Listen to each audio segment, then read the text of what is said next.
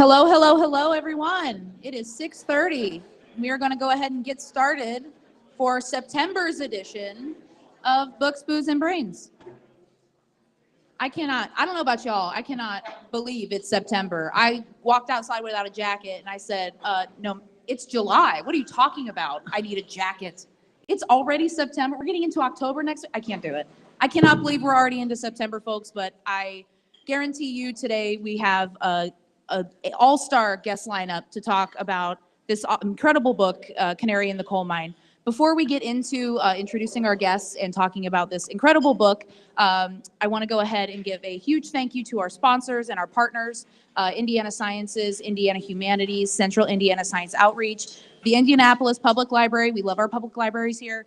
And a huge special shout out to Ash and Elm for not only allowing us to host, but we're also here to promote their Autumn Tidings Fall Festival event happening on October 22nd here at Ash and Elm on Washington Street. If you haven't been out here to this new location, you should come check it out. It's an awesome venue. And if you're into the fall pumpkin spice season, they have what you need. And if you're ready to enjoy this weather, absolutely come out. So thank you to our partners. They deserve all the applause, I'm telling you. And I promise I did not get paid to say that. And so let's go ahead, and for those of you who are fortunate enough to not know me, my name is Allison, and I will be moderating, walking us through this discussion today. And so helping us walk through this book and talk about, normally we talk about, the last couple books we've done have all been, especially last month, we did a sci-fi book. And so now we're getting totally away from the science fiction and getting into the very nonfiction, the very real reality. And if you're a longtime Hoosier, you are probably aware of some of the events surrounding this book. And here today with us are some experts who very, very intimately know this subject matter, not just because one of them wrote it. But go ahead, nobody knows you like you do. Go ahead and introduce yourselves, and we can start with you. So I'm Dr. Carrie Lawrence, and I'm a faculty at the IU School of Public Health in Bloomington. I'm gonna let you go. Dr. William Cook, author of Canary in the Coal Mine, have a rural health clinic in southern Indiana that is at the heart of the book, and then I'm also medical director of Recovery Centers of America here in Indianapolis that does a lot of really great recovery support work, both inpatient and outpatient as well. So I want to give a shout out to them. Thank you. And I have a question that I did not prepare you for, so apologies in advance. But I'm just curious, what is it like writing about something that is this deeply emotional and personal to you, and is, for a lot of people you worked with, is a huge life events, and you're writing them and trying to summarize them into a book and do them justice. How do you approach that from a writing perspective? Yeah, I wanted to be really sensitive to that these are real people and their stories. Oftentimes, it's people that have never really been recognized. Their voices have not been heard. So I wanted to be real careful with how I treated their story and just try to be authentic and just show it as it is, as difficult as that can be. It was also kind of therapeutic, just kind of processing all the experiences that I had gone through as a medical provider, working with people that had been experiencing a lot of trauma and barriers in their lives, and taking on that trauma vicariously. And so there was some processing and kind of cathartic in writing it as well. Absolutely, and there's value in that. Absolutely. It must have seemed like a overwhelming task. What made you decide to turn it? You could have kept it with you and done your reflections, but you decided to turn it into something that all of us could enjoy. Yeah, I always tell people that I hope you enjoy the book, but it's not really that kind of book, is it? No. It's one that really it's very, very human. It is what it is to be human on a larger scale. So I wrote it really because I didn't feel like there were people whose faces were seen, voices heard. And there's this whole segment of the population who are struggling each and every day. And it's beyond choice. People don't choose where they're born or what circumstances they're born into. And yet, what happens to them at birth, that circumstance that they're born into, often dictates what kind of access they have to life, health, prosperity. And we don't really think that way, at least in America. It's supposed to be the American dream where everybody has access to prosperity and health and wealth, regardless of their circumstance at birth. And I was seeing, both through my family and through my patients' lives, that wasn't exactly true, that there were circumstances that were beyond their control, their choice, that were so overwhelming that they couldn't overcome those without the rest of us chipping in to help. And so I really wrote it to try to, it's not something we see every day, or if we see it, we tend to turn our eyes away from it, and it's too painful to recognize. And so I think a lot of people, they don't even realize that that's there under our noses, really. Yeah. Well, and in the book, you liken it to, something happened across the globe, so it's depersonalized. It's not something I can identify with. It's not something I associate with. But I mean, if you're a Hoosier, I mean, this is happening to your neighbors. This is happening, down the road. And maybe us in Indianapolis, if you're in a metro area, you're not identifying, especially with the aspect of rural health. And that's something I wanted to ask you both about. We're in a metropolitan area. Our idea of health is, the 5 hospitals we're within a 15-minute drive of. But what exactly is rural health? What makes it different from, other medicine or regular, medicine? Carrie, you can go ahead. Well, I was going to say, I immediately think of you when I think about rural health, because I remember coming to Scott County the very first time and thinking where's the doctor's office? And not until I met who you were and some other people down there did I know that there was a physician taking care of this population. So I think that's really important. Yeah. I like to start that answer really by asking a question. What is health? What is health care? Mm-hmm. And I think, wrongly consider health care what people get in clinics and hospitals by their doctor or their medical provider. And I really don't think that's what health is, what health care is. It's what happens to us where we're born and raised and live and play and work. It's things like access to transportation or a livable wage or humane housing or lifelong learning, that sense of connectedness and community that's so vital to the human soul. Those are the things really from decades of research that confirm what ends up happening to somebody from a health standpoint. It's almost irrelevant whether or not they have a doctor or not. If they have transportation, humane housing, livable wage, lifelong learning, sense of community, or they don't. If you just line those things up, you can pretty much predict whether or not somebody's going to have access to prosperity and health and wealth or not. And so when you look at the difference between urban health care and rural health care, a lot of it boils down to, what kind of access people have in those settings.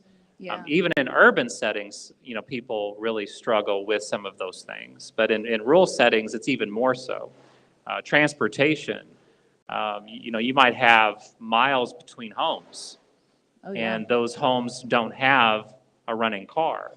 And so how do you connect to the kids born in that home, or the parents trying to take care of their children in that home? And maybe the home's off the grid. It doesn't even have access to electric or running water, yeah. Which is still a case in America, believe it or not. There's homes without running water and without electricity. So you look at humane housing, you look at transportation, access to lifelong learning in a rural area, it's pretty daunting. You look at the pandemic and how we tried to stay connected to each other and to our peer support groups, our churches, our medical providers. We did that through technology. And in rural areas, we're struggling with broadband. People can't access telehealth services the way that they can in urban settings. And so, there's a lot of barriers that people are experiencing in those rural areas. And so it's not surprising that, when we look at life expectancy, a lot of it boils down to where you're born. More so than blood pressure, heart rate, your cholesterol level. The number that matters the most in someone's life is their zip code, believe it or not. Yeah, and Carrie, can you talk to us from a public health perspective? How does working in a rural area change your approach to public health, especially as we talked about in the book, as is talked about in the book, when you're dealing with a crisis situation? Well, I mean, you really have to be scrappy when finding the resources you need. Yeah. Just Because being there's, scrappy. yeah, and be willing to think outside the box. So does that involve reaching out to maybe community partners you Yeah, would think to? yeah, building partnerships is really key. Yeah, but in a rural area with not a lot of community, not a lot of support, I mean, how do you, that just seems like such a daunting task. And it was in Austin. Yeah. I think at least when I came down to Austin, the community members still were pretty welcoming, and Really? especially, at least my experience. Okay. And so I think that, knowing that it's, you have, wherever you end up, you gotta kind of learn the culture. Yeah. So, Absolutely. Yeah, but I mean, that must be hard though when you're trying to implement a substantive public health response and you have, a number of federal agencies, you have the alphabet soup coming down on you and right. I mean, that has to be daunting Oh, for a yeah. community that has never experienced that before. Well, and to not, especially when there's so many demands to do all these extra activity without resources to back it up. Yeah. One of the, you always get feedback when you write a book. Not all of it's positive. Oh, boy. One of the criticisms, that I've received from the book is the alphabet soup. There's so many different organizations to keep track of. And believe it or not, I trimmed down the number of organizations that actually came into Austin. So imagine, Oh, my gosh. imagine being somebody in Austin and every day you're dealing with somebody Different from a person. different organization that's come in and, the old joke, we're from the government, we're here to help. People don't want somebody from the outside coming in with the answers to fix you. I mean, you grew up in this community. Nobody knows the community as well as you do. And so the trick was try to balance bringing in outside resources with developing the infrastructure that we needed right there in Scott County, and learning from people with lived experiences and putting them or empowering them with those resources that were coming in to be able to stand up and be leaders, in our community. And that was really, kind of the challenge to balance those two aspects. Yeah. Oh, You yeah. did a good job. Wow. Well, and I think that's, throughout the book you mentioned that these are people from, Appalachia. Appalachia. Appalachia. Yep. That's how I have family from that area. I get it. And Yep. so you emphasize multiple times, these are Appalachian people. And you get these alphabet soup organizations coming in telling you the what for, and you're not going to be receptive no matter how vulnerable you are and no matter how in need you are. And so I can't imagine from I'm just thinking from a public health perspective when you're teaching about public health. Yeah. You think not in a crisis situation where you have Right. these other, how many other organizations Entities. coming in. So, I mean, how do you teach about public health like, with what knowledge you've learned from this? Usually the first thing I've always said is get to know your community, Mm-hmm. even if it's in small pieces, because, I mean, that's how I met Will, was through the work I was doing in Scott County around HIV. So I think kind of building a network of folks is what gets you in. Absolutely. And I really like this emphasis on community. If you've read the book, you know that that's really the take-home message, right? Is the connection with your community, building the strength in your community. And so my first turn and talk that I'm going to pass over to y'all is about community. This is a story of addiction. It's a story of crisis, a story of HIV outbreak and of stigma of HIV and even Hep C. But really, it's about building community and the importance of community in responding to a crisis situation, and how important that is in mitigating, some of what we have talked about already, have touched on, and probably will continue to talk about. And so, maybe $1 million question: how do you build community? How do you connect with a community, especially in a rural area? I mean, we're in a metropolitan area, so maybe we think about this question differently, but how, even in a metropolitan area, maybe that's even more daunting. How do you do that? How would you approach that? How would you think about that? And so, if any of you come up with a good answer, listen, you can take it, cash it to the bank, you go with it. But I feel like that's a good turn and talk prompt. And so I'll give you all about 10, maybe 15 minutes if it sounds like y'all are coming up with Nobel Prize winning solutions. And we'll come back and hopefully you do have award winning solutions.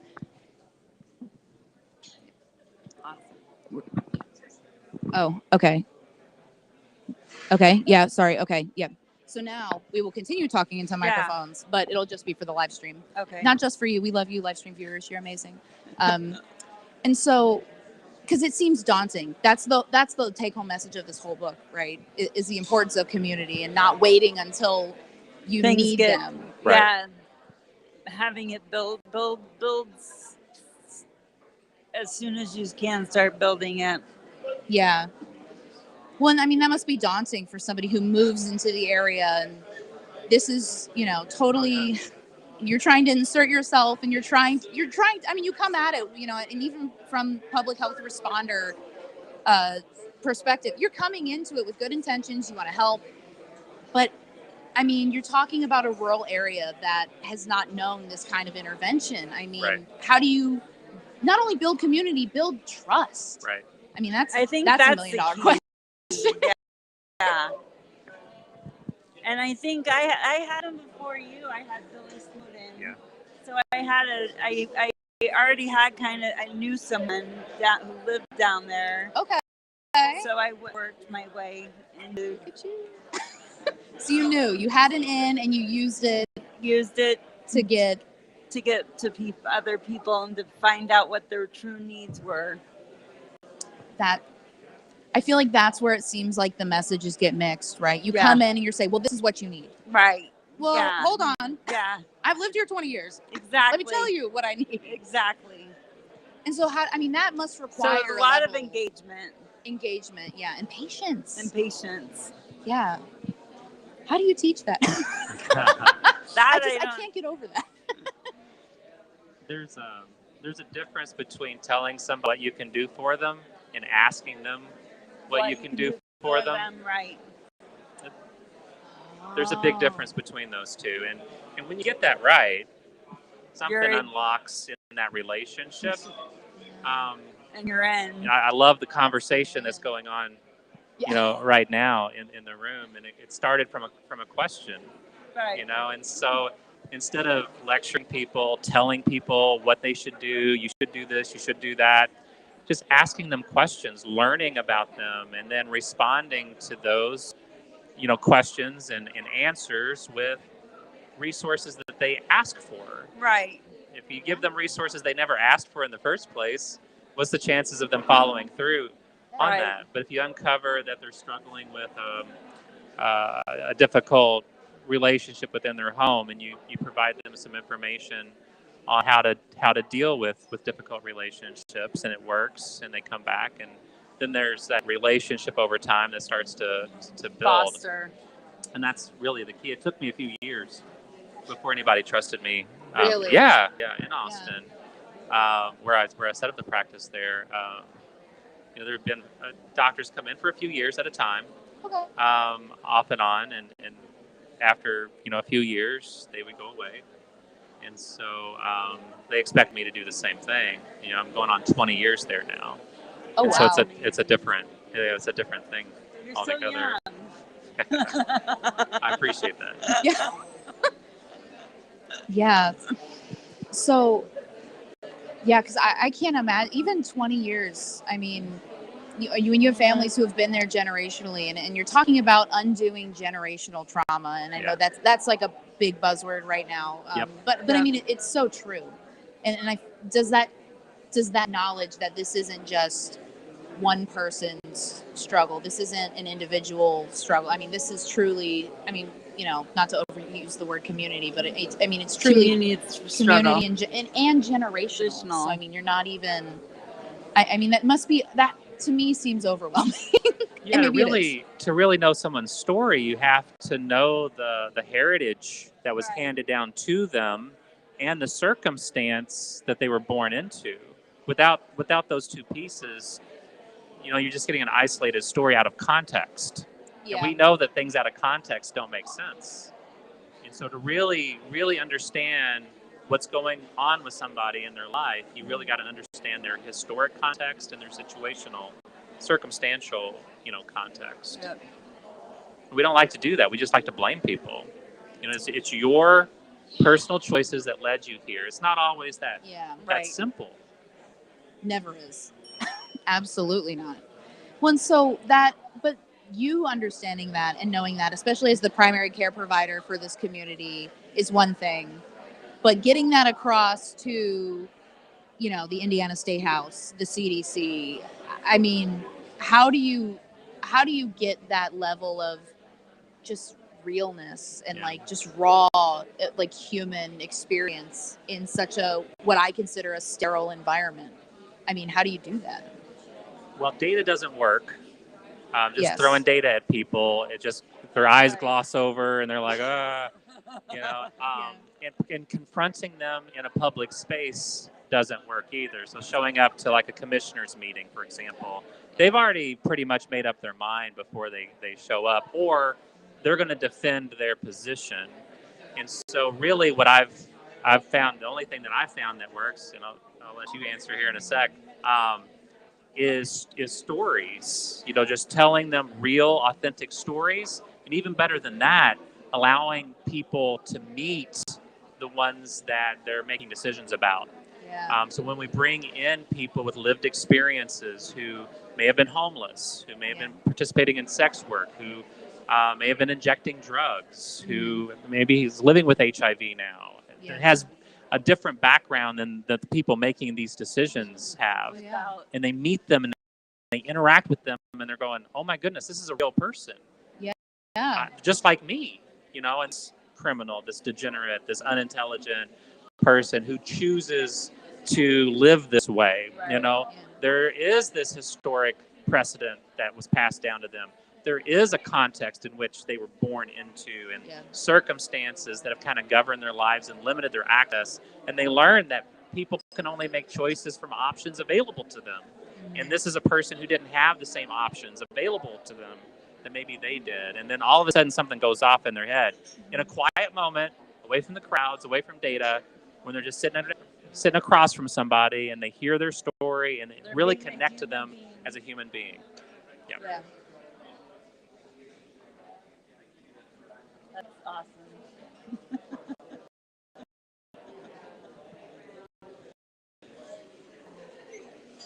We should have backs that up. Data doesn't work. Oh no. That's the worst, isn't it? Well, You want to do a study?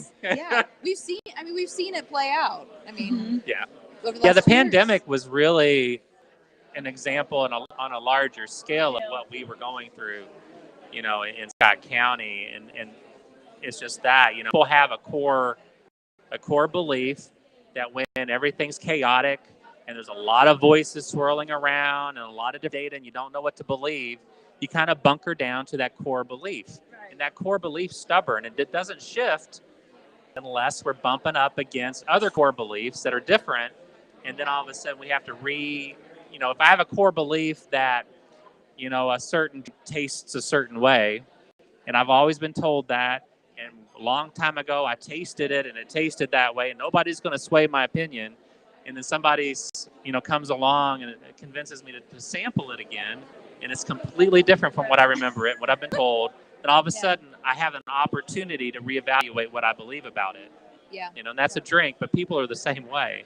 Yeah. If we believe those people that way, and we never meet those people and have a real authentic interaction with them, we're never challenged. Right. It's only when we have that opportunity to meet somebody that we've already decided is a certain way, and we find out they're not, because they're just another human being, because we're all human.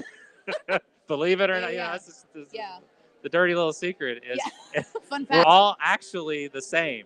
Oh yeah. And we've just made it, the idea that everybody's different because, that's what we've been taught, that's what we've been told. Yeah. It's easier to view people that way. A lot of it comes down to politics and, if you're on this party or that party, if you're an IU fan or a Kentucky fan. If you're an IU fan, then your coach is great no matter what they do. Right? Yeah. And if Kentucky fan, the IU coach is terrible no matter what they do. Right. Oh no. Yeah. That's right. Yeah. Do you have anything you want to add about? No, I agree with that. Yeah. Well, how do you get that across? Because I keep thinking about your role in training, in public health, and how do you? Well, I think for me, the only thing I would add is I always tell my students when they're before going into the community, there's this really important thing they have to do, and it's engagement. Just having a small talk with somebody, let you know that you're a normal person, and that just because you're affiliated with the university, Oh, yeah. The university affiliation gets you. Yeah, because they see the letters after your name, and it's shut down. Total shutdown. Until they identify you as a person, it's hard to connect. Yeah, it's hard to connect with the community, and then also hard to connect with, leaders, because, you're a doctor. What do you know? Right. You're just treating them. You don't know them. You don't know anything about their lives. You're just treating them, and it totally inauthenticates. Am I your still message. okay? Okay, good.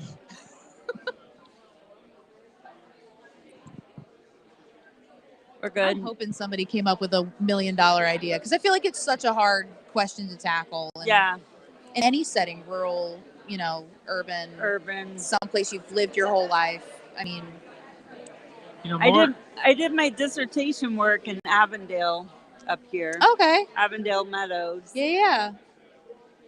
That was just as interesting. I bet. But I think that's the fun part about it, though. You go out. I mean, I'm from a small town in Florida, and it's a totally different experience. Is your town going to get hit by the hurricane? So me and my husband are both from an area that the model keeps shifting closer and closer to our parents' house, and it's going over one of our family members' houses. Yeah. Oh, wow. Yeah. So that is on my mind. I bet. Right now. So I think, we can go ahead and come back. Okay. But I just can't help thinking about how the community just it's like anything I would try to do here in Indianapolis would be so different from what I would do in Florida not just because Florida is what it is, but it just totally different approach, totally different people, totally unique. Different culture. Yeah. So, I mean, you can't even teach that. It's just, you just have to experience just got to go. Yeah. Just got to dive in head first. And that's true. Yeah, it's true. That's the best advice. Yeah. Diving in head first, the best advice. All right. So as we come back from this turn, y'all are spirited. Y'all are engaged. I hope there is a $1 million idea, a Nobel Prize winning idea, a Chamber of Commerce awardee idea, something that we can take with and run. So as we come back from this turn and talk question, how we build community, how do we approach, either a place we're coming into as, maybe a new resident. I just became a Hoosier as of last week. I'm officially a Hoosier. I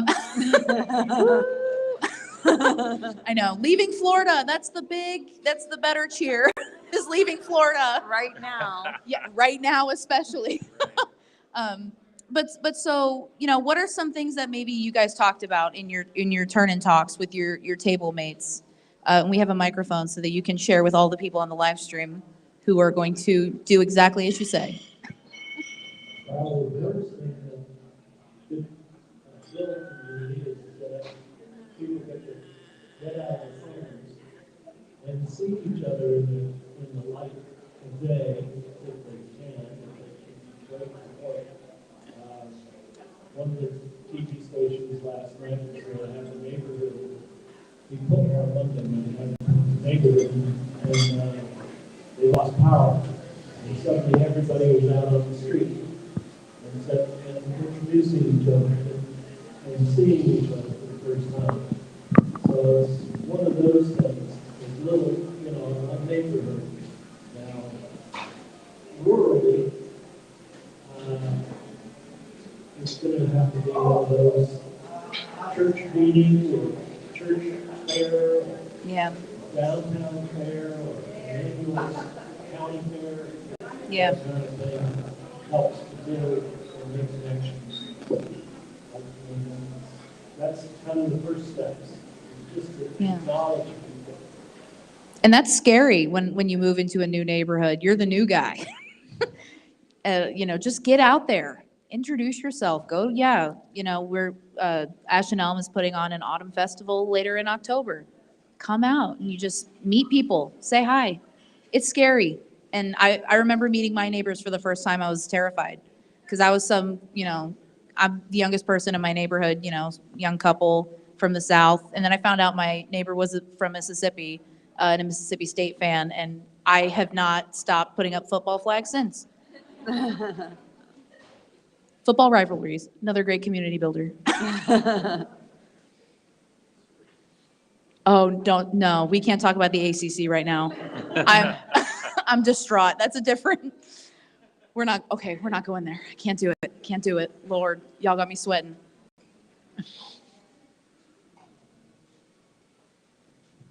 So we're talking about that it's actually a little bit easier in rural communities to have that strong sense of community because that's who you have to turn to. So in rural communities, you tend to see people who were born and raised there, everybody knows your business, everybody knows you.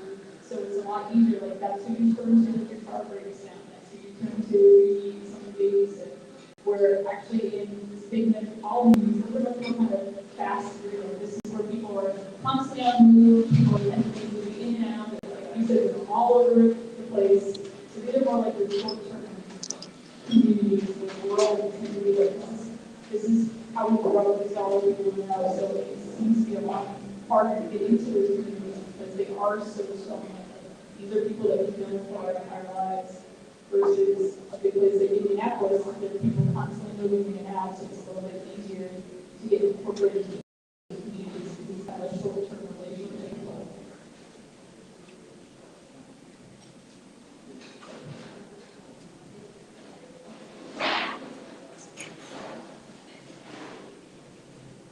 So in the context of the book, I would say one of the key things is don't lose the community. The function with a thriving community and somehow others, whether it's in the state or around it, a lot of people are acting and whether it's the children of a major player or whatever it might be. So I would say that community keep it to let it know where we're at. But what I think is for your package in context together, both in Austin, everybody at some place finally all has the same beliefs, whether it's loved one to addiction or a neighbor, or it's just too overwhelming not to impact everybody in the community. So at some point, everybody has something to lose enough to create a community.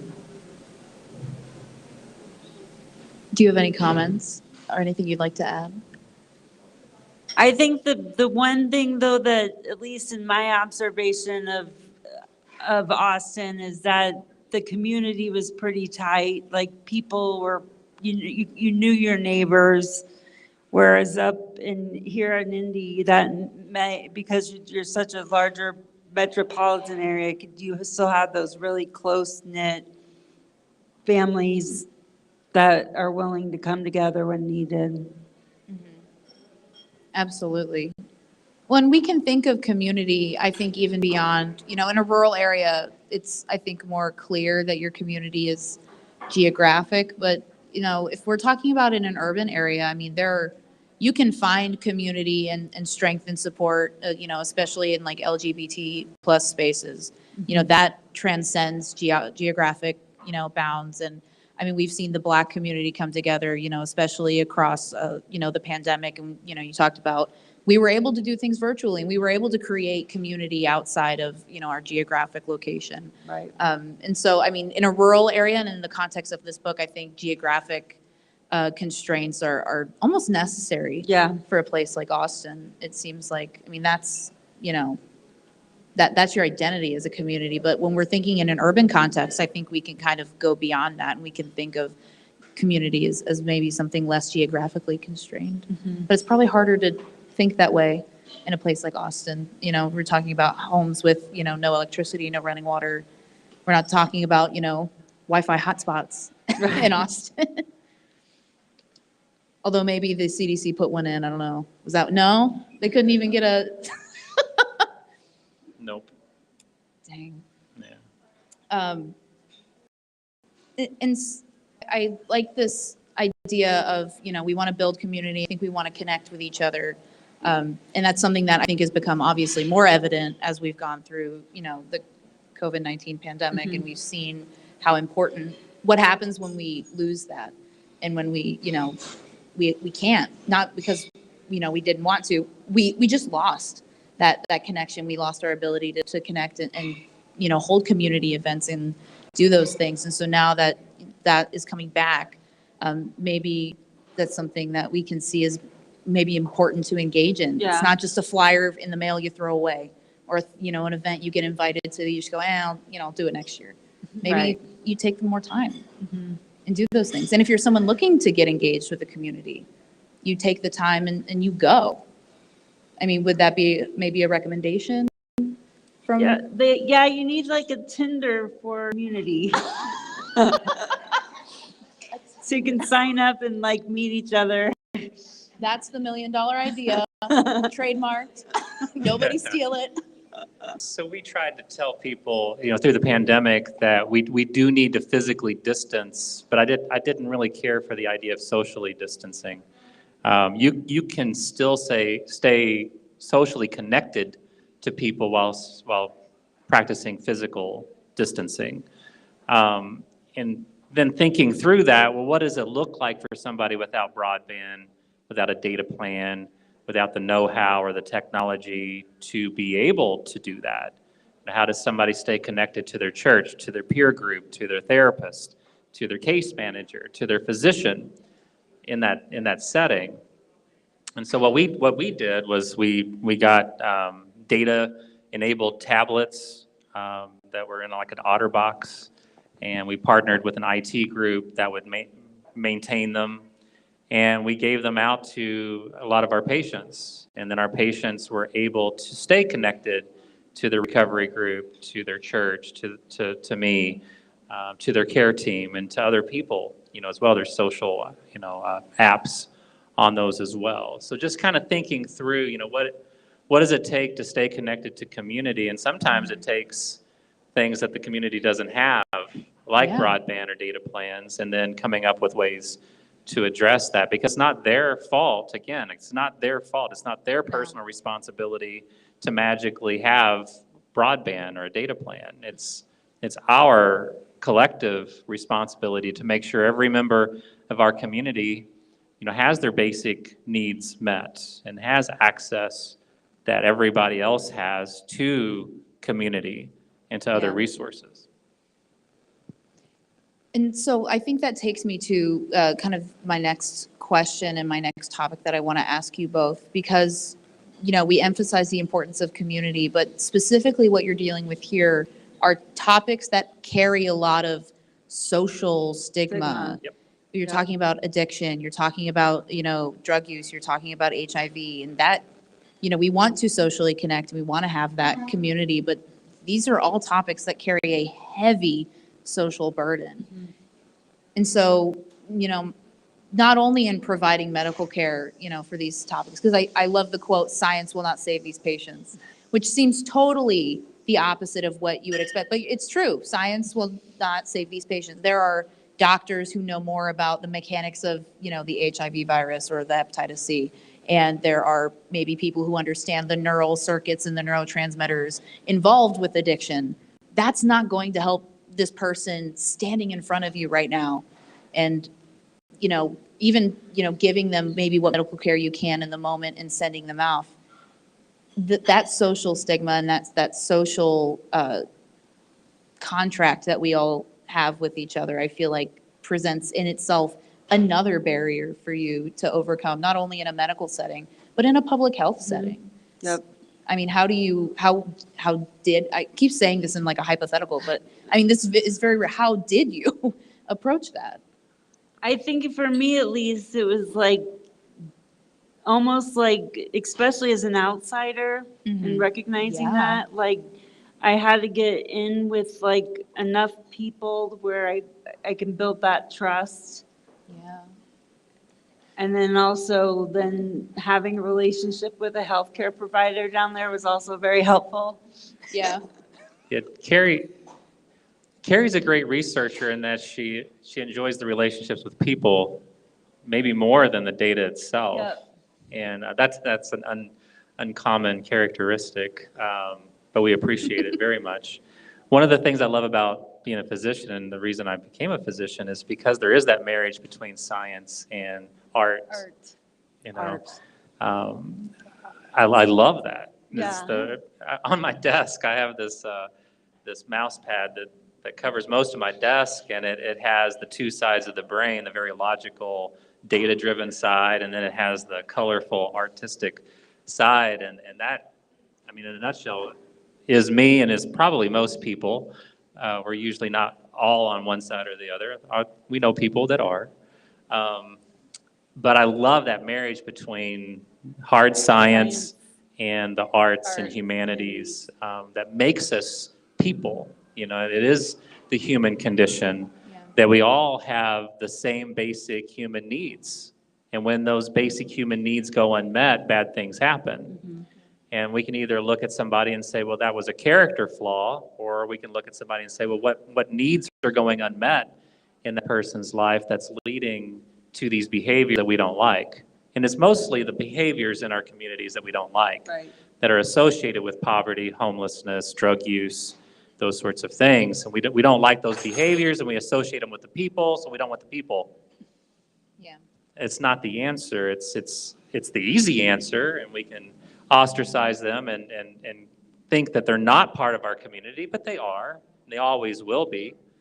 Or we can dig a little deeper and try to ask those hard questions of what led this child to grow up and, you know, exhibit these behaviors that we don't like. Right. And how can we correct that? Yeah.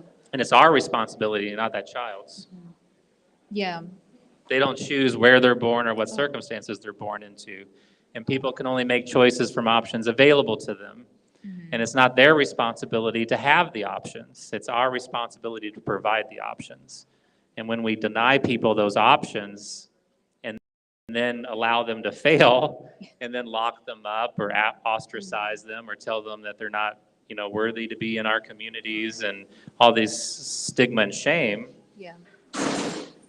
Yeah. says more about us than them. Absolutely. And so that must make it even harder for you when you're told, you know, from the state, well, HIV is the problem. The rest of it, not willing to help. But Yeah. I mean, you have to be screaming internally, right? Yeah. You just, get out of it, man. Like, I mean, you're not getting the help that this community truly needs. You're just being told, take care of the HIV problem so we get out of the, headlines. So I stop getting reporters Right. at my desk. And we got a lot of press during this, a lot of reporters during that time. I bet. And, you know, they have a job to do, to come in and report on that, but they have no idea what's going on. Right. Oh, no. They're not part of the community and they don't ask a lot of the questions. Some did and stayed and, got to know people over months. I think of Laura Unger, the co-author Yeah. with me, who stayed in my clinic for months and went to the health department and got to know people. And, she got to know the community and then reported on it. But, a lot of times, again, a journalist has a job to do, and sometimes they come in with the story kind of written, and then they fill in with a few stories that they get from the community. Yeah. It wasn't always helpful, honestly. It added to the stigma oftentimes when there's photographs on, front pages of syringes in grass that they got from a stock photo place that they never took in Austin in the first place. Yeah. It's just adding to the stigma Yeah. of what our community is, and it's not that. It's often good people trying their best, but facing, pretty some daunting, terrible Yeah. circumstances. And so when you were setting up these community help events in the middle of this crisis, and you have reporters contributing, not only reporters, I mean, state leaders, national leaders, some of which helpful, some of which less Not much. helpful. Well, I will leave it at that. Yeah, I mean, how do you convince people who need help and need care, it's safe? You can come receive this assistance we're offering, because that getting, providing the option and providing, that opportunity is one thing. But when you are surrounded by this just absolute Chaos. whirlwind, of everything, all this, the social stigma, the statewide stigma, you're talking about legal concern, how do you convince community members that it is safe to come out and seek treatment and help? We've talked a lot about community tonight. And there's children born and raised in circumstances where they've never felt like they belong. And when a child grows up in that situation where they can't turn to their parents for help, they don't believe that anybody, cares about them. It's a very scary, dark world, and you don't feel safe. And the idea that they're supposed to come ask for help or come to a clinic or what have you is not really honoring, the trauma that they've experienced in their life. And so really the first part is just, allowing someone to feel safe accessing care.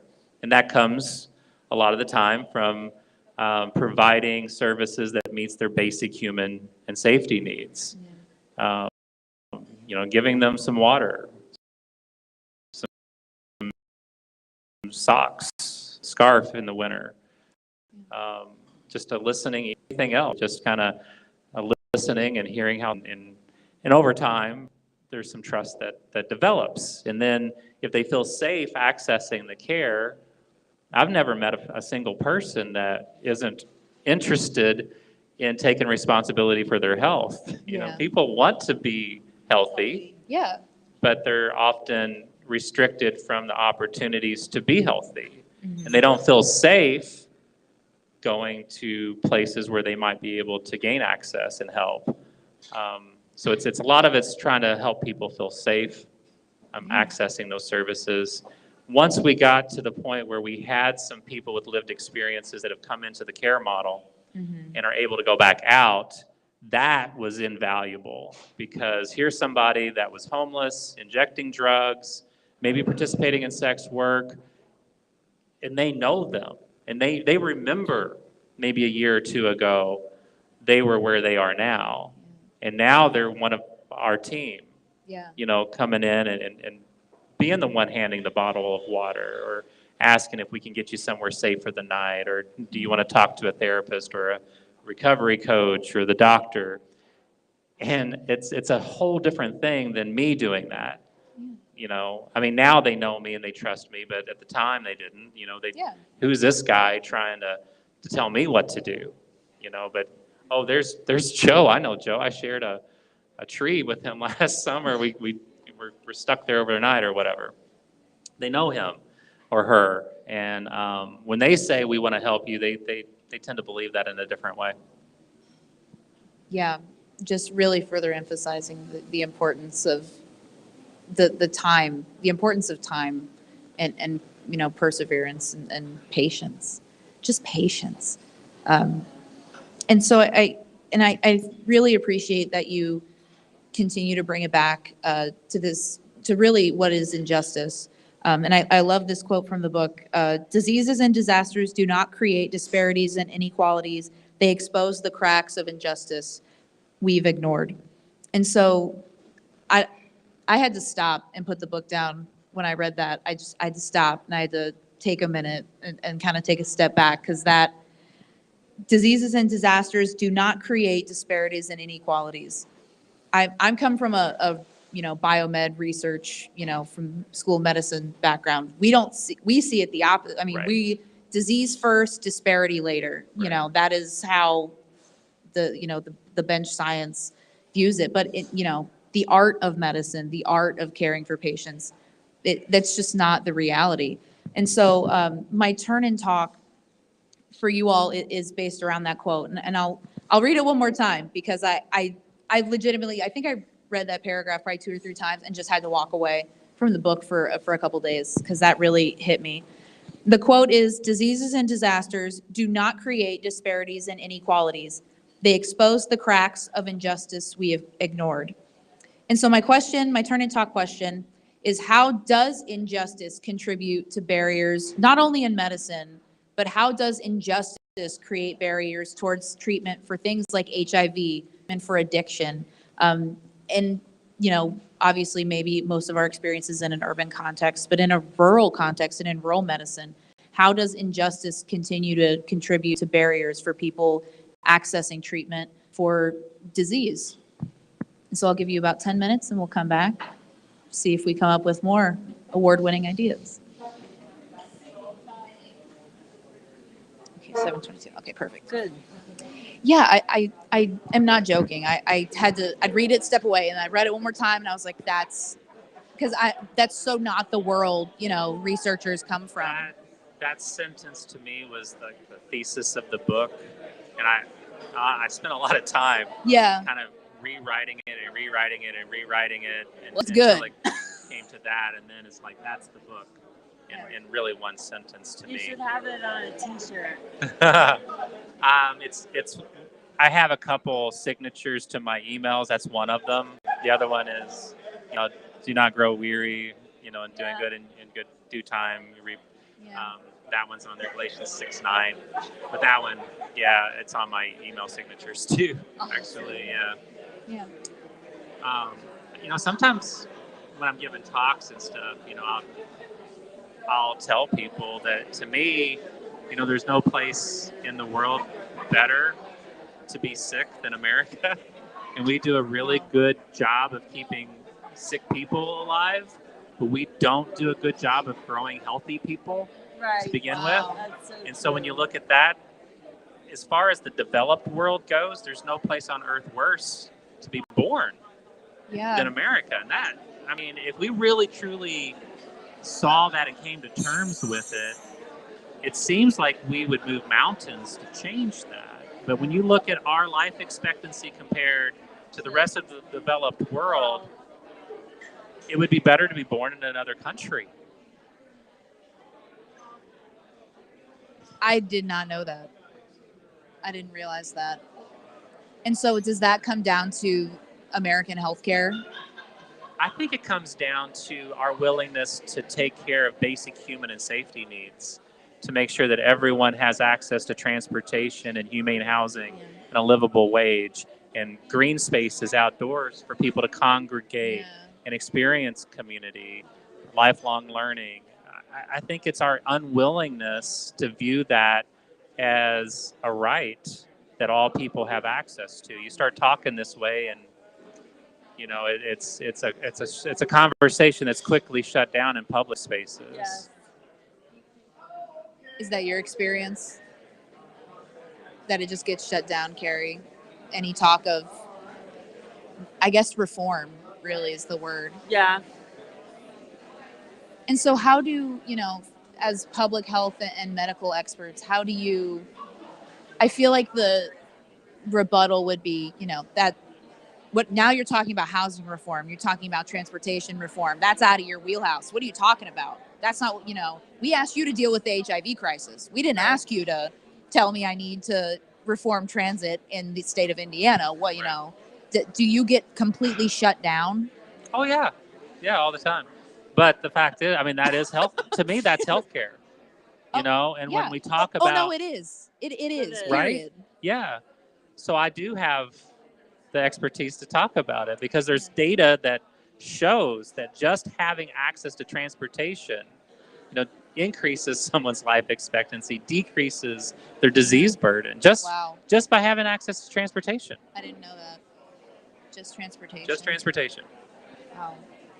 And so, I mean, I didn't have a whole, discussion topic planned around just policy and advocacy, but I mean, it really is a series of systematic policy failures Yeah. Right. that Yeah. led to this. And it's not just, it's healthcare reform, it's insurance reform, it's, whatever policy proposal you subscribe to.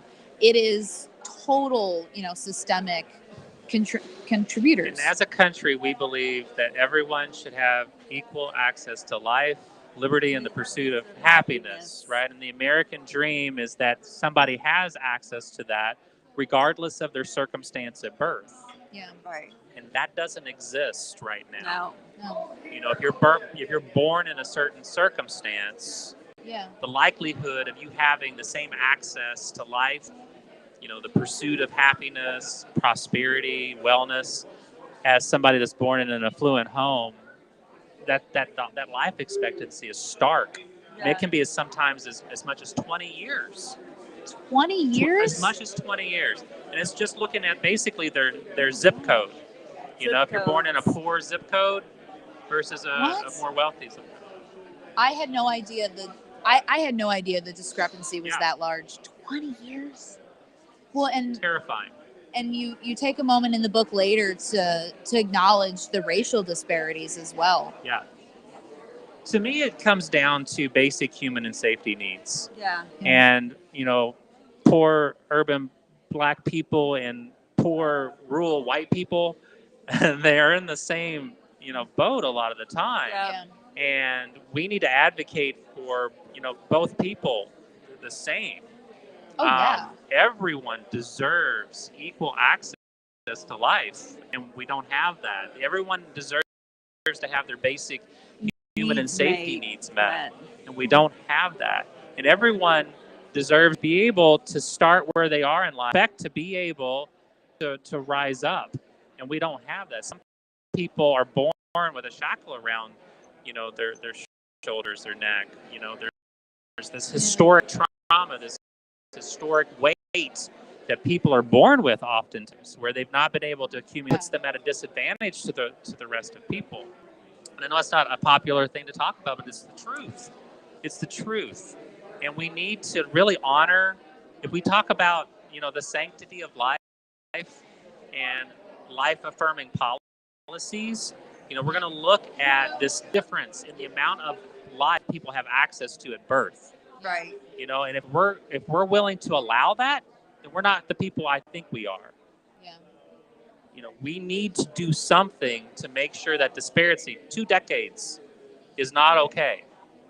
It's not okay. I have no idea. 2 decades. I can't get over that.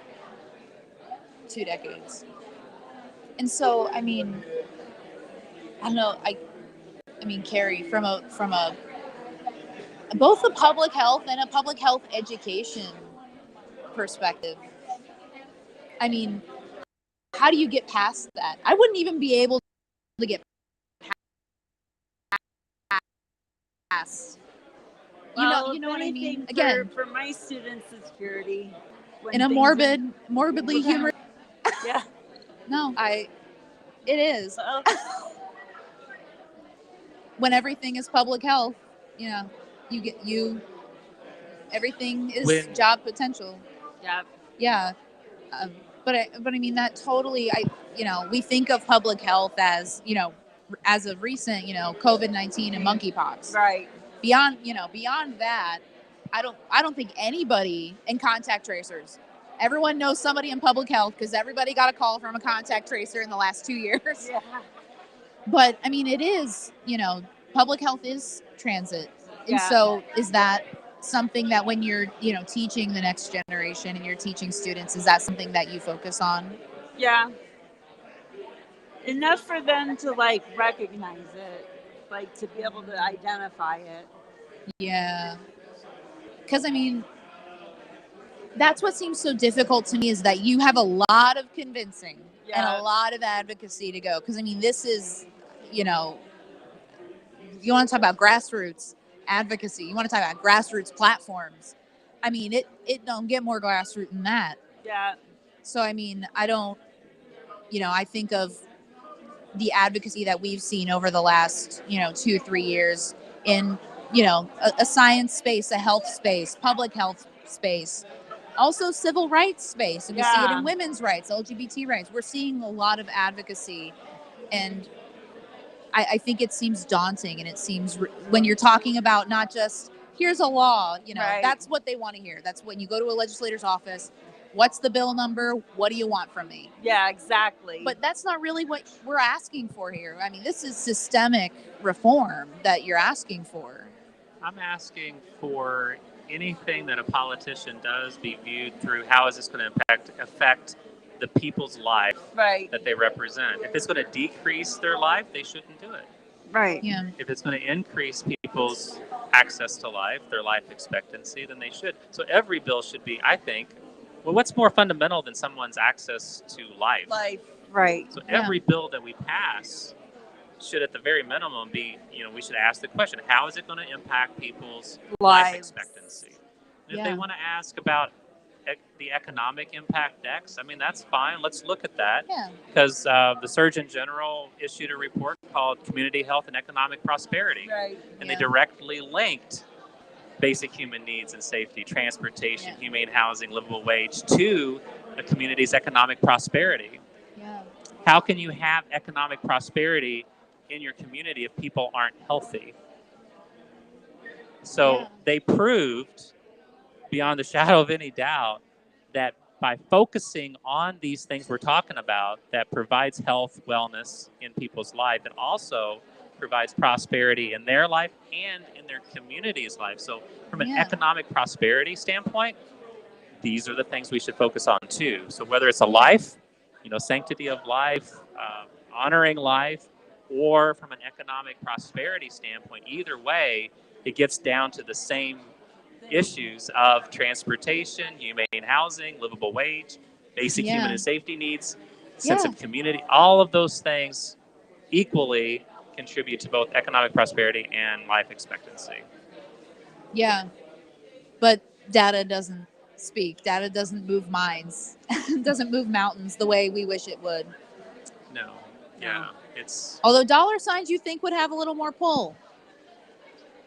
It does, because in the short term, unfortunately, it's, whether or not, I can get reelected and how much campaign money can I raise. And it's based on divisive, rhetoric a lot of the time.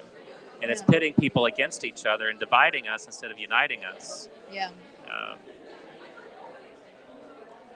Yeah.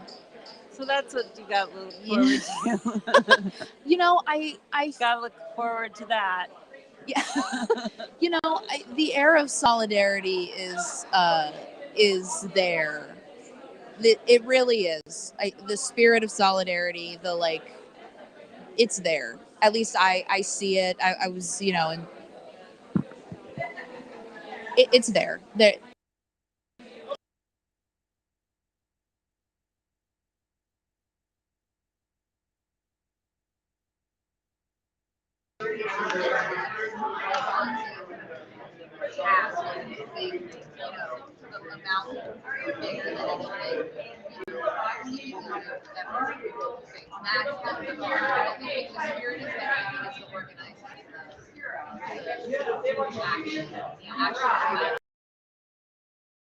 Most people consider themselves a compassionate person, and that's where that story and meeting other people, the more diverse people we can meet and interact with, the more we start to realize we're all the same.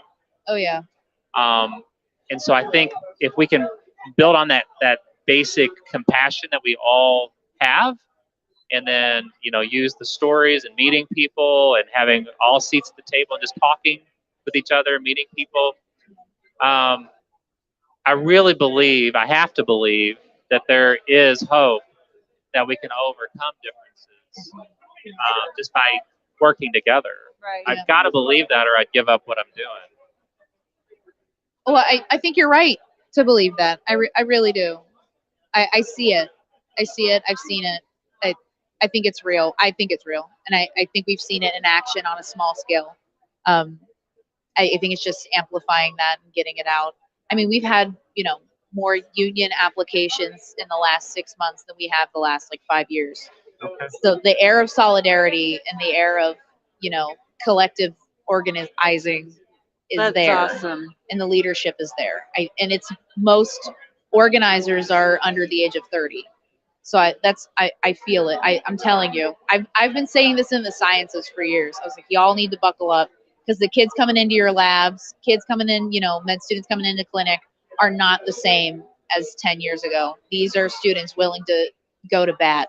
They're willing to fight for what is right. They're willing to stand up. And I think we're going to see that play out. And I think the hope is that the lessons learned from a book like this and the lessons learned from the Austin community can, provide kind of a rough roadmap for people who are in rural communities and say, I'm not in Indianapolis, so I can't do anything, or, we're whatever, we're a rural community. Nobody cares Right. about us. Yeah. Because I mean, that's the sentiment. That's what I hear from, family and friends that live out, wherever, out in the sticks. So they go, I'm out in the sticks. No one cares about me.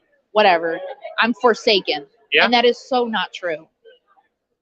I agree with that completely, but people do, they do give up, that learned helplessness. And what you're saying is exactly right. Nobody cares about me.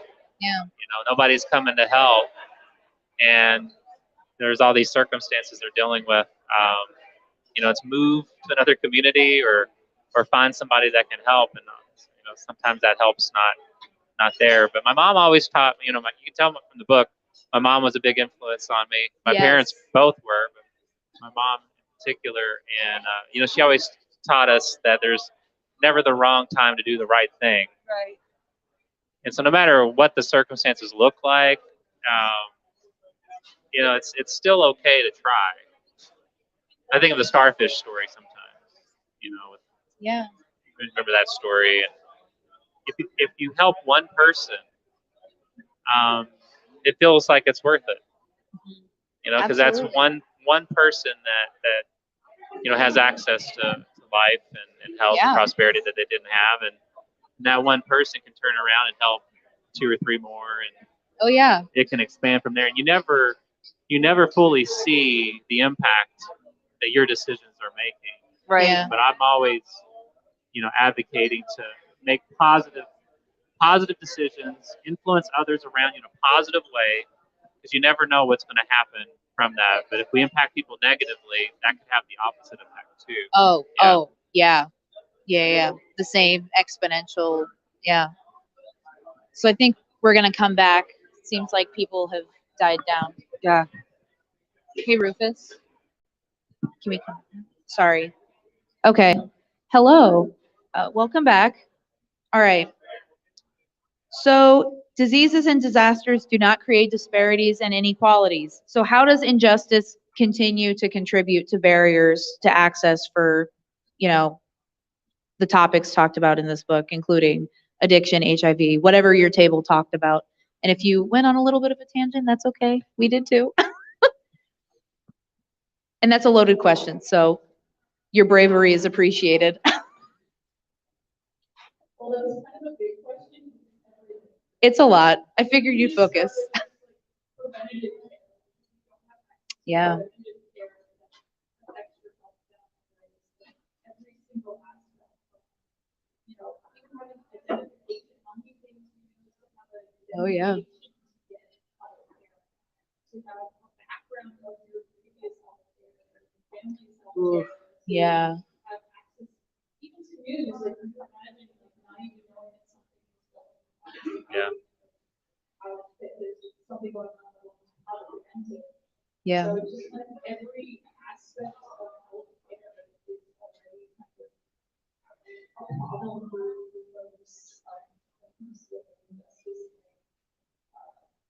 So that's why we basically Yeah. said, okay, go, we went, well, everything. Yeah.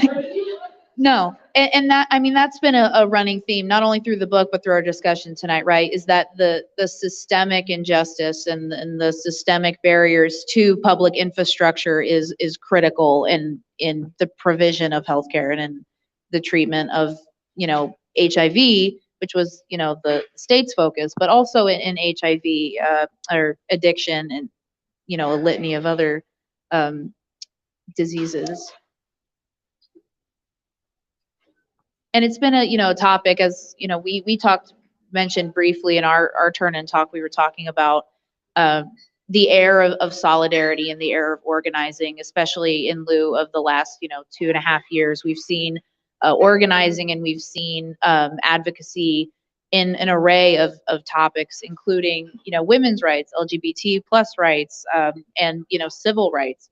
And a running theme in, especially with the civil rights movement, we'll call what is called the modern civil rights movement, is this systemic injustice and how this contributes to oppression, and it contributes, you know, to disease, and it contributes to, you know, what we saw in Austin. And if you've been in Indiana, this isn't a book on what, you know, happened somewhere else. This is what happened. This is just a recount, a retelling of something that you saw play out in the news probably, but didn't know to this extent. And so, you know, that's something that we talked about in our turn and talk, and I think is really a central message for this book, and maybe you would agree, Yeah, because that it's- seems to be it. it goes unseen. It's invisible to a lot of people, just like the story of the people living in Austin wasn't seen by the rest of the country. You know, they were suffering every single day, generation after generation, and that went unseen. The HIV crisis, the disaster that happened, didn't cause that injustice that was occurring there. It revealed it. So all of a sudden, those voices and faces were heard and seen for the first time. Pandemic did the same thing, with many African American communities being seen in a way that they hadn't been seen by some. That they're suffering, you know, there's suffering already there before the disaster strikes. Katrina, you know, years ago, or any other natural disaster that you can think of. You know, there's people that were already suffering before we saw them. The suffering didn't start when we saw them. It feels like it to us, but there's decades, sometimes generations of suffering that's come up to that point. If we just come in and take care of what we see, we're not really honoring all that went before there. We're really kind of being dishonoring Yeah. to that. Is there anything you'd like to add to that, Carrie? No, that's pretty much. He sums it up quite nicely. He does some. Maybe you should write a book or something. I don't know. I'll think about it. And I think from here, I want to give the audience enough time to open it up for a Q&A, because it's not often. It seems like it's been happening since our last month. We also got to talk with an author, but y'all are just spoiled. So since we have the author here with us, I want to open it up and give us ample time to take questions from the audience for either of our guests, who have very real lived experiences with not only the book subject matter, but you know, everything tangential to it. Because I think I didn't want to dig too deep in the nitty gritty on things like addiction or HIV, because I know there are other avenues. Wanted to open it up. Oh, we have a guest in the back. Yes, sir.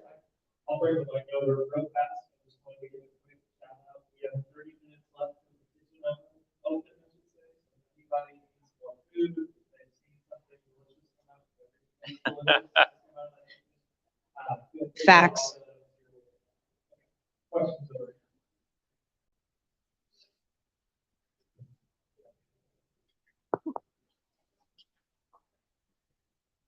So I'm curious, as a cynic, I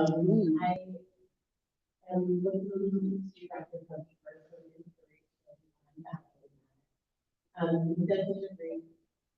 You have this journey with chocolate in your life. You learned about, you knew that's a problem. Even about programs like the Syringe Pirates, how you turn, and then you found solutions for that. You learn a lesson, and then there's leadership tries to step in front of the fire. I see people like Jerica and Cole, who are now on my staff, who were part of the HIV outbreak. And the work that they're doing is an inspiration to me. They can go out into the community and have some street cred that I frankly don't have. And I'm thankful for that. And they're able to work with people in a way that I'm not able to work with, and then, you know, see the impact that they're having. That's inspirational to me. And, you know, I mentioned when we were talking a while ago that just the starfish story, you know, if you can affect just one person's life, that's just incredible. I delivered babies, as you know from the book. We closed our OB department in 2017. That's a whole nother story. How hospitals all across American rural areas are losing their OB departments, and our maternal life expectancy is dreadful. Yep. Frankly, but there was a joy to delivering babies. I mean, that was one of the greatest things I did as a doctor, because often our job is to share bad news. You know, it's cancer, it's HIV, it's a boy, it's different, you know? And there was a joy to that. There was a new life. And now with the work that I'm doing with people with substance use disorder or HIV or disconnected from community, when we're able to rekindle that life, it feels a little the same. Honestly, it's like you know, they came in and they're thin, they have dirty clothes on, no shoes sometimes, and downcast eyes, and you know, startled at any little movement, and then, you know, a few years later, they're a peer recovery coach, you know, working in the community, where they're working over at the jail, you know, and that's just a treat to see, and that's what keeps me going.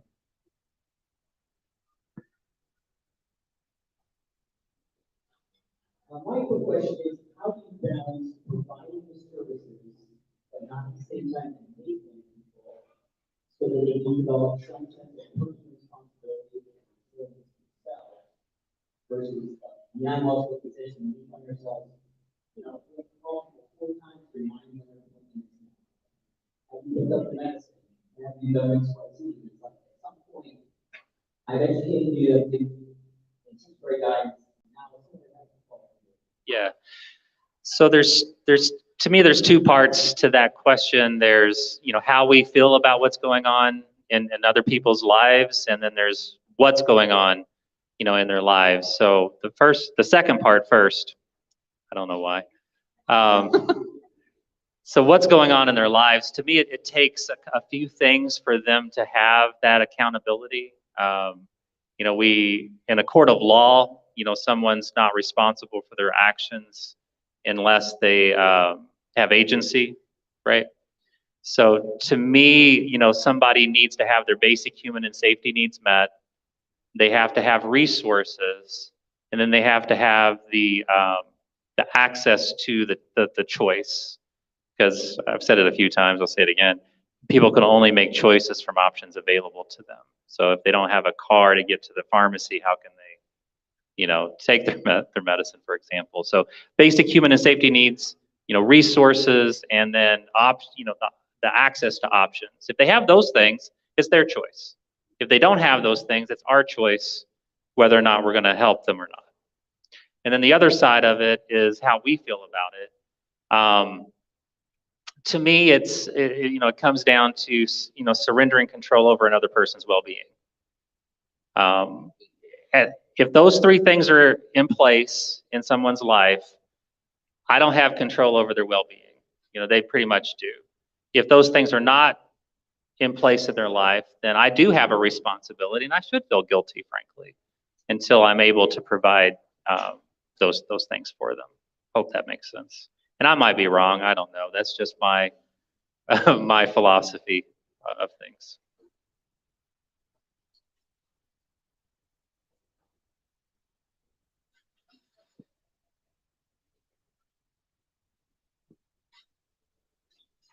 I think it is really interesting conversation.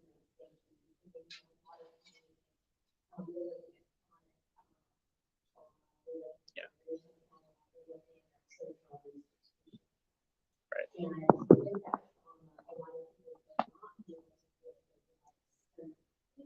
Right.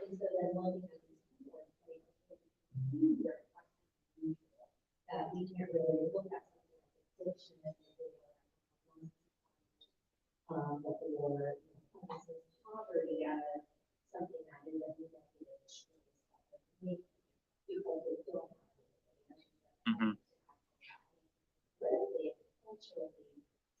We kind of tend to go out and we're coming in and providing so long, we're coming and providing services to help you get to a place. Right.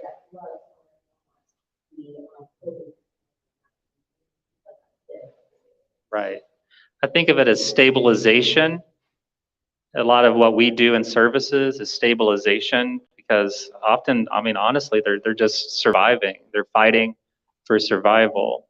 And, you know, when they first present, you can feel that fight for survival because they're even fighting us sometimes. And so that first part of just allowing people to feel safe is critical and let me fight for you. And then stabilizing, but then there has to be something that happens that's different because if they just get stabilized and return to the same environment, our environment cues our behaviors. You know, when we walked into this room, we probably started feeling hungry if we weren't already, right? If somebody yawns, you know, say this, I'm going to watch, somebody's going to yawn.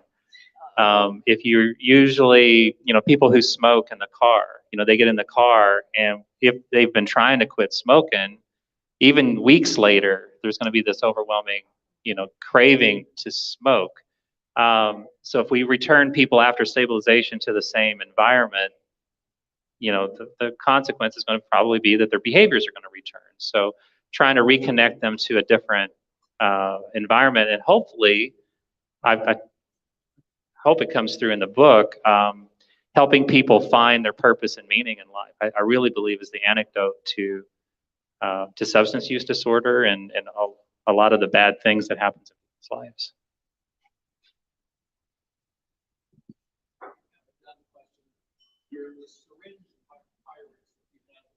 Syringe Pirates. I love that. No, I like that. The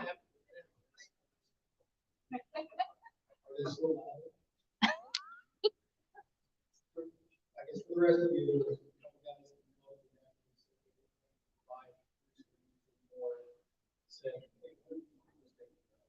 Yeah.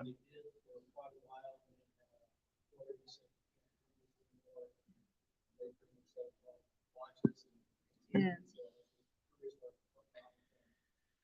So the county did allow a syringe service program to be ran out of the health department for a few years. The county voted to end that program. So there was 3 county commissioners, and 2 of the 3 decided that they wanted to end the program, and so those 2 people decided for the entire community. And that's a whole nother story, maybe for another time. So as of January 1st, we lost that program. So what we did was go to the city of Austin and the city of Scottsburg and ask permission.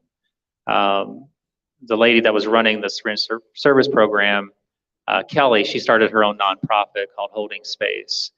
And as far as Austin, she's been approved, but there's some legal, you know, things, hoops to jump through. And so here it is, September, and we still haven't got that off the ground yet. But hopefully, you know, soon she'll be able to start doing that again. As far as like underground syringe service programs. They stay pretty far off the grid. There's not a lot of conversations about it. But as far as like going back to the whole, people can only make choices from options available to them. If they're addicted to a substance and, they have a substance use disorder and they're going to inject unless we intervene and get them help, and we limit their access to a healthy choice, we're kind of dooming them to reuse the same syringes over and over again or share them. Yeah. And so we have seen an increase in soft tissue infections. I've had a couple people with spinal infections, a couple people with endocarditis again. Yeah. And so we're seeing the consequences of unsafe injection practices again. So hopefully we can get this resolved and give people, access to that choice until they're able to enter into recovery. And criminalizing paraphernalia does not help, regardless of syringe pirates. I think we need to coin this term. I love that.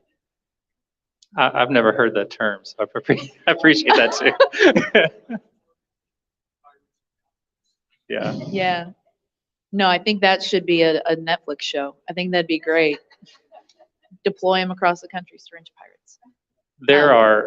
There are syringe pirates, so to speak, all around the country. One of the more interesting ways I've seen this done is a peer program, where the people who inject drugs have the cell phone of the syringe service people. Yep.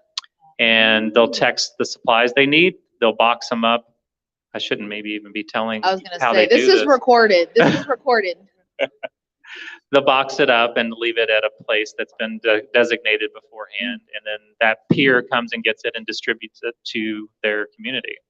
And it's a great way to keep people safe who are, choosing to still inject, but they're still a human who deserve access to health and life. And hopefully one day we'll ask for help and enter into recovery. But until then, we need to keep them alive because, dead people can't recover.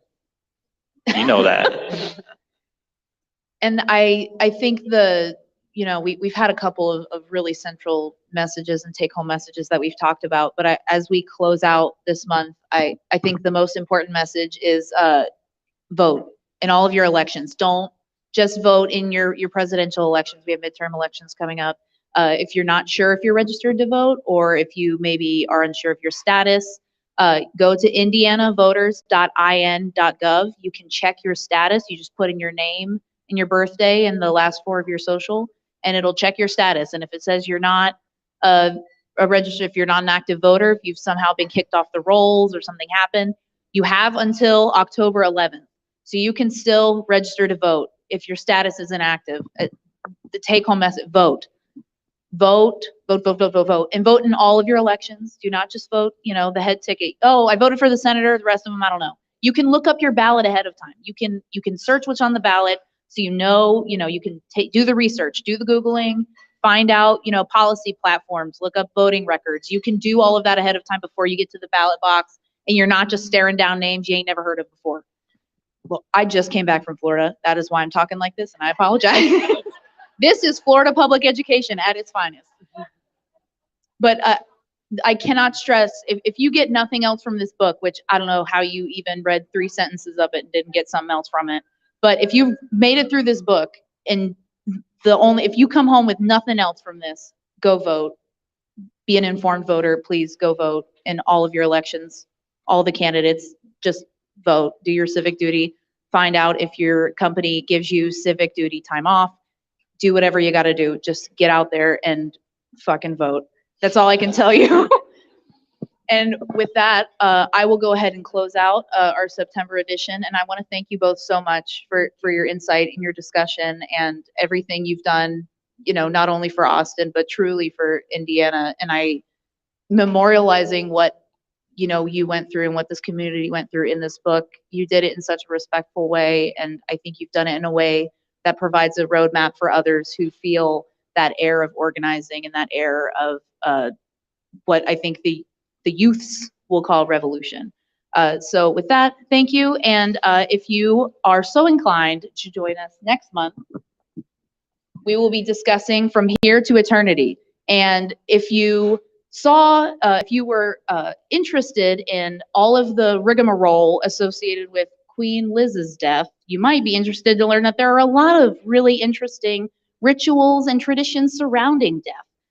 And England does not have the market on rituals around, I mean, I don't know, 2 weeks on TV seems like a lot, but people do other cool stuff, beyond lead-lined caskets.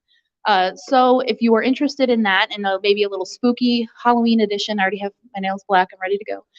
Join us next month right here at Ashenelm at the end of October. And with that, thank you so much for coming and joining us, and I hope to see you next month. Thank you. Thank you. Thank you.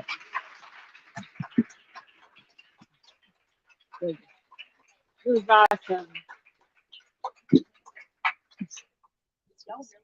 Good to see you. You need to sign my book.